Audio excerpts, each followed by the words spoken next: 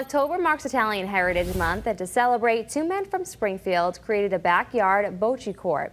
Italian Heritage Month was founded in 1989 to highlight the achievements and contributions Italian immigrants and their descendants living in the U.S. have achieved. Right now, there are over 26 million Americans of Italian descent in the United States. Tommaso Mancuso of Springfield built a bocce court in his backyard so he can have his family and friends over to spend time with one another. I'm always happy to have friends and relatives over to have a good time.